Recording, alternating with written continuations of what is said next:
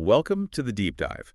Today, we're going to look at the evolution of AI in a really interesting way. Oh, yeah. Yeah, thinking about it like a sports match, a first half and a second half. Okay, I like that analogy. We've been looking at some great insights, especially from Bayou's analysis and Shunya Yao's piece, the second half. Right. So the plan is to kind of unpack what defined this AI first half, what this second half really means, how we got from one to the other, Hmm. and what impacts we might see from this shift. Sounds good. Where should we start? The first half. Yeah, let's dive in there. What really characterized that first phase, say, the last few decades? Well, the first half was fundamentally driven by creation. Right. The main thing was inventing new algorithms, building new models. That was the core goal. And we saw some huge moments during that time. Absolutely huge. I mean, think about Deep Blue beating Kasparov in chess. Right, iconic. Yeah, and then AlphaGo mastering Go, which is incredibly complex. And more recently, you've got things like GPT-4, the Faux series models, doing amazing stuff on SATs, law exams, even science Olympiads, real milestones. So what were the foundational, building blocks that made all that possible in the first half? Good question. The core innovations were things like, well, sophisticated search algorithms, definitely. Okay. Then deep reinforcement learning started coming into its own.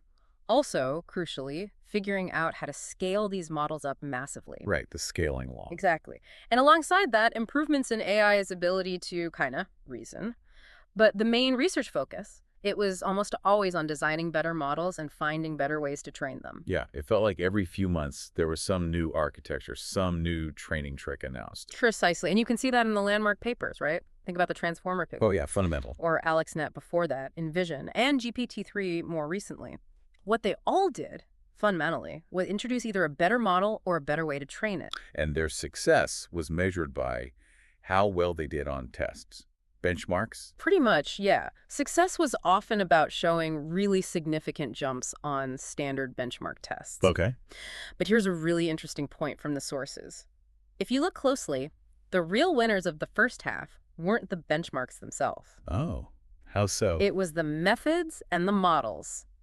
Take ImageNet, hugely important benchmark. Effectively.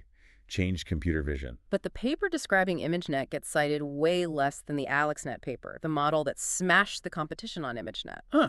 That's interesting. And it's even clearer elsewhere, like the WMT14 translation benchmark report. Far fewer citations than the actual Transformer paper, which debuted there. Wow, okay. So that really tells you where the research community's focus was. It does. It says the game, if you like, was all about creating novel models, novel methods. That was the exciting part. So evaluation, the benchmarks, they were necessary, but Well, kind of secondary. exactly. You needed them to publish, to show your method worked, but the prize was the new method itself. Then why was that the main focus? Why not focus more on, say, defining new problems for AI? Well, I think back then, coming up with genuinely new algorithms, new architectures, that felt like the harder, more fundamental challenge. And maybe more exciting, too. Right, like inventing the hammer, not just finding new nails. Sort of, yeah. Think about the breakthroughs backpropagation, CNNs, like in AlexNet, the Transformer. Those required big conceptual leaps. Okay, I see. Compared to that, defining a new AI task often meant, taking something humans already do, translation, recognizing pictures, playing chess, and just turning it into a standardized test. Important, yes, but maybe less. Fundamentally innovative. And maybe less broadly applicable. That's the other key point. A really good new method like the Transformer. It wasn't just good for translation. Right, it popped up everywhere. Vision, RL. Exactly. It had this incredible generality. So inventing a method could impact tons of different benchmarks and domains, much wider impact. So the first half was really about building up this toolbox of powerful general methods.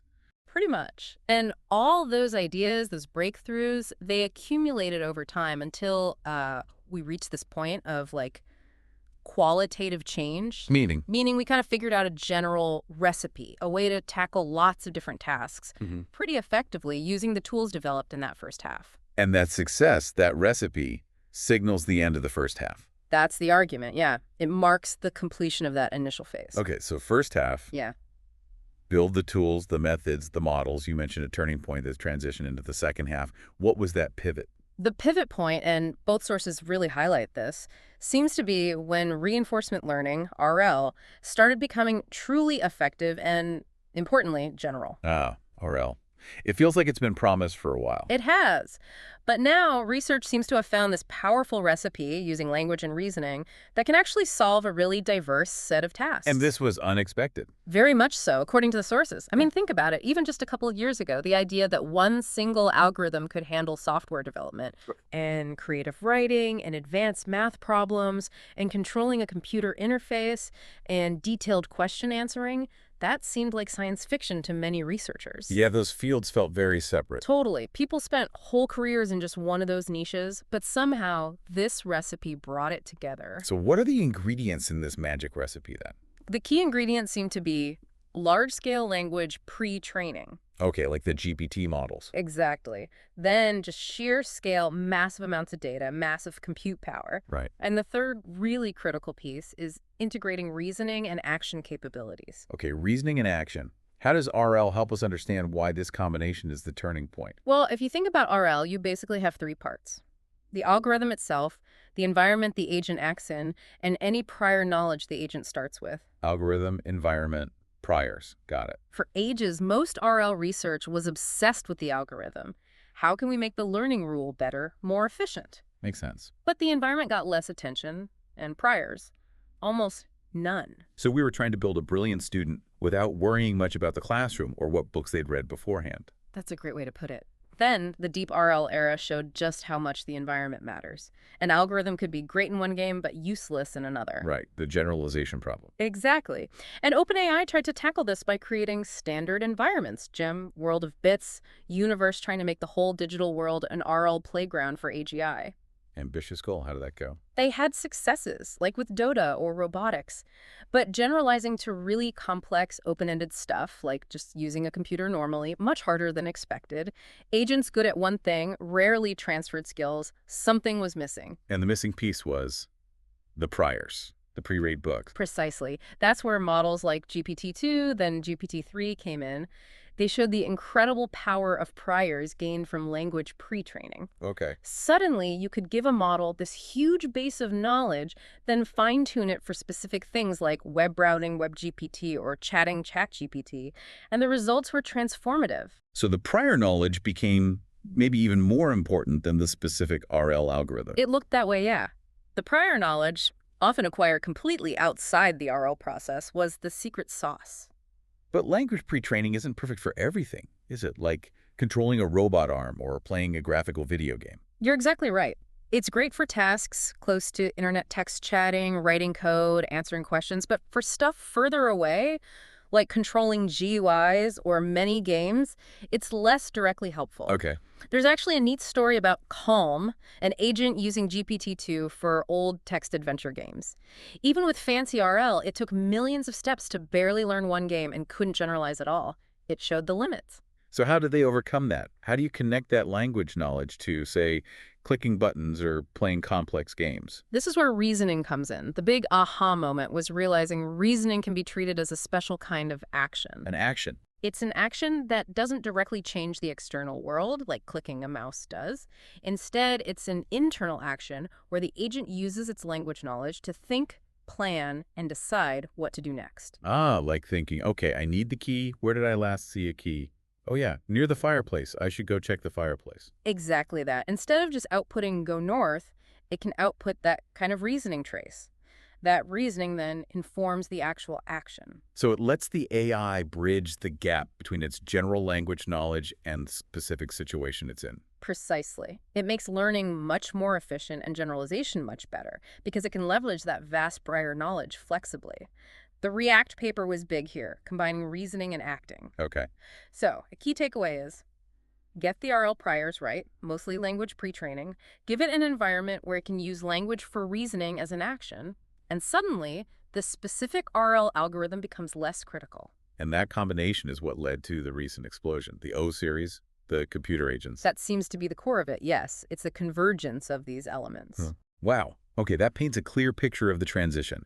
So now we're in this AI second half. What does that actually look like? What changes? Well, the big shift, fundamentally, is moving from a focus on solving problems that are already set up for us. Like benchmarks. Exactly. To the much trickier task of defining the right problems to solve in the first place. Okay.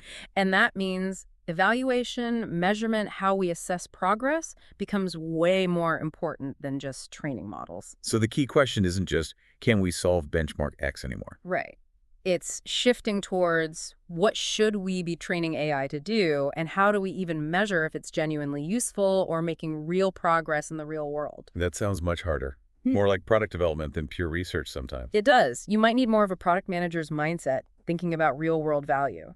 Because that recipe from the first half, it's getting really good at crushing existing benchmarks. Right, you just scale it up. Pretty much. It's becoming almost industrialized. So even if you invent a slightly better method, just scaling the standard recipe might beat you anyway, like we see with the O series. Even super hard benchmarks are likely to fall faster and faster to this recipe. So if just acing current benchmarks isn't the main game anymore, what is?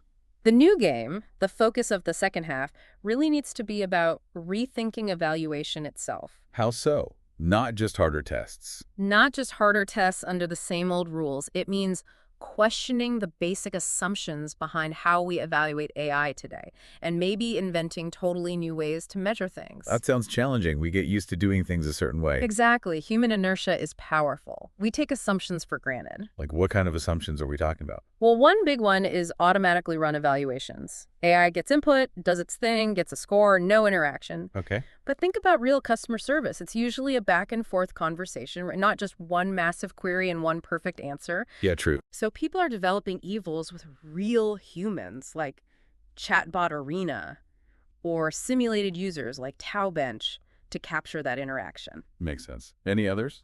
Another huge one is the IID assumption independent and identically distributed tests. The idea that every test question is separate, unrelated to the last one. Exactly.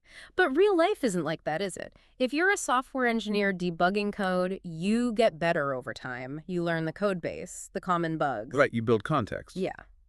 But most AI tests treat each problem in isolation. Our coding agents don't really get tested on becoming more efficient over a whole week of debugging-related issues. So we lack good benchmarks for that kind of sequential learning and long-term memory. We do. There's research on it, but the benchmarks often still rely on that old IID assumption. It's deeply ingrained. And these assumptions were maybe okay when AI wasn't that smart. Right. Back then, getting better on the simple benchmark did usually mean getting better in reality. But now. Now, the standard recipe is so good, it's almost guaranteed to ace benchmarks built on those old assumptions.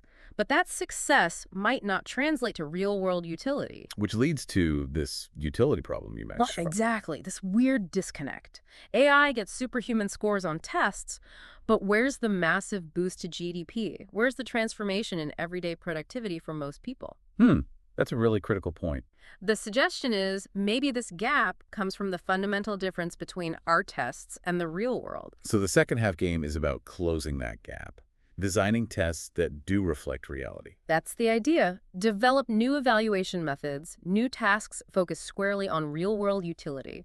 Then use the existing powerful recipe or augment it to solve those. It sounds less like solving puzzles and more like building useful stuff. Absolutely. It's shifting from conquering games and exams to building genuinely valuable products, maybe even new companies, by actually leveraging intelligence effectively. So less about small tweaks to models, more about potentially bigger leaps in actual impact. That's the hope. The first half had lots of incremental steps. The second half, by forcing us to question assumptions and focus on utility, might unlock more truly game-changing research that genuinely surpasses the current recipe and delivers real-world value. This framework of first and second halves really clarifies this shift. We've gone from building the engine to figuring out how to build the right car around it, and maybe even redesigning the roads. That's a nice way to put it. AI is definitely in its second half, and this focus on definition, evaluation, and utility is really changing the landscape. It certainly gives you, the listener, a lot to think about. Oh. As AI gets ever more capable on paper, how do we actually ensure that capability translates into tangible benefits for everyone? That seems like the question for this next phase. Absolutely. It's the central challenge and opportunity. Thanks for breaking that down with us today. A really fascinating deep dive. My pleasure. Good discussion.